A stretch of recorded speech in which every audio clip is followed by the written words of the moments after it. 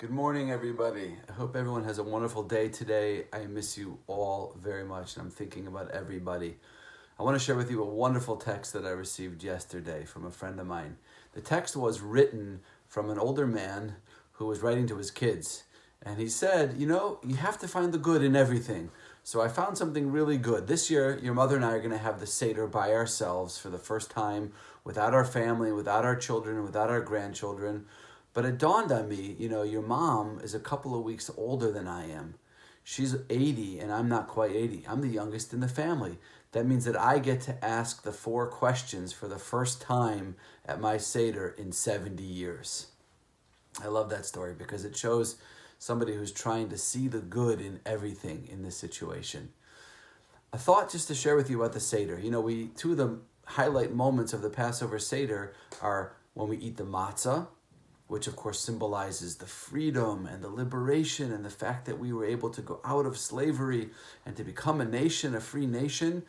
And we eat the maror, the bitter herbs, which reminds us of the bitterness of slavery and the servitude and the suffering.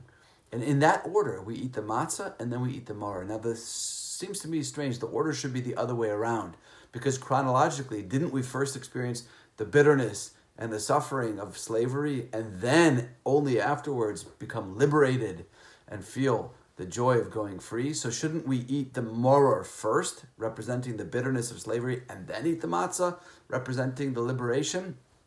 I think there's a very deep insight over here.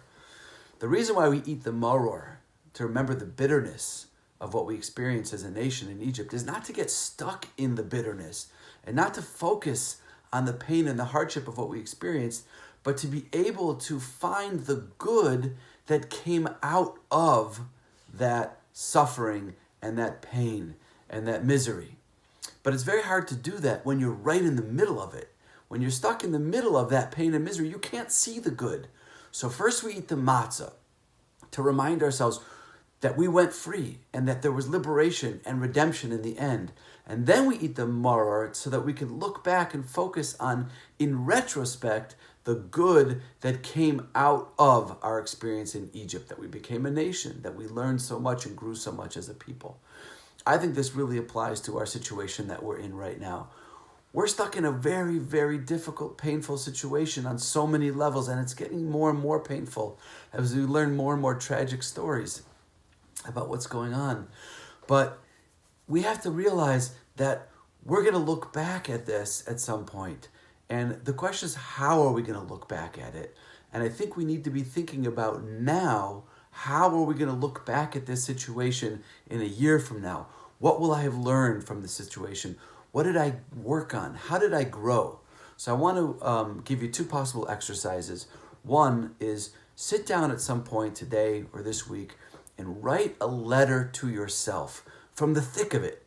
While you're in the midst of all of this, write a letter to yourself about what you're learning, insights that you've had, how you have grown from this, how you look at the world differently, how you look at yourself differently, what you've learned about yourself, what you've learned about your family, what you've learned about your priorities.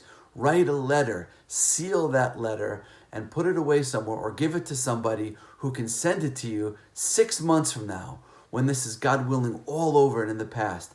Because you know what's going to happen? We're going to learn a whole bunch of things and then we're going to forget them. But when we look back in retrospect and we think about what we learned and how we grew from this experience, then we'll be able to continue to move forward. So write that down, do that, or just think about a year from now. What will I have learned from this experience? How will I look back on it? What do I want to say I learned from this experience? And then try to do those things now and focus on those points now. Everyone should have a wonderful day. Please reach out, say hello, I miss everybody. Thinking of you all.